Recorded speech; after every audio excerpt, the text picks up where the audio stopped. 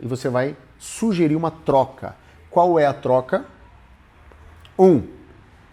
Você vai poder filmar e fotografar todo o processo de montagem e instalação desse imóvel. Combinado?